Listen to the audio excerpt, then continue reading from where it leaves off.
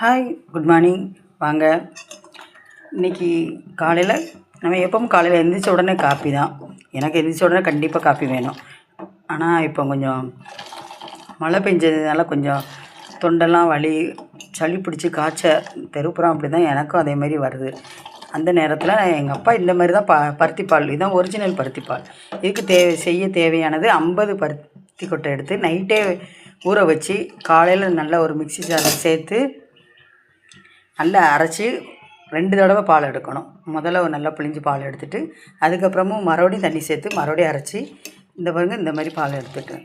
இதுக்கு பாருங்கள் நாட்டு சர்க்கரை, இனிப்புக்கு நாட்டு சர்க்கரை, அப்புறம் கொஞ்சம் சித்தரத்தை பொடி போட்டிருக்கிறேன், அப்புறம் சுக்கு ஏலம் அதை வச்சு போட்டிருக்கிறேன். அவ்வளோதான். இதுதான் ஒரிஜினல் பருத்திப்பால். இதில் நிறைய சத்து அடங்கி இருக்குது. சளி பிடிச்சி தொண்டை சரியில்லாமல் இருக்கும்போது இதை குடித்தா நல்ல இதமாக இருக்கும். இதுக்கு நான் அரைமுறி தேங்காய் எடுத்து பால் எடுத்து வச்சுருக்கிறேன். அரைமுறி தேங்காய் எடுத்து துருவி நல்லா கெட்டியாக தரமான பால் இதையும் ஊற்றிட்டு இதை கொதிக்கவே விடக்கூடாது, அப்படியே இறக்கிடணும். கொதித்தா ஒரு மாதிரி தெரிஞ்ச மாதிரி ஆயிடும். அதனால் கொதிக்க விடாமல் இதை அப்படியே இறக்கிடணும்.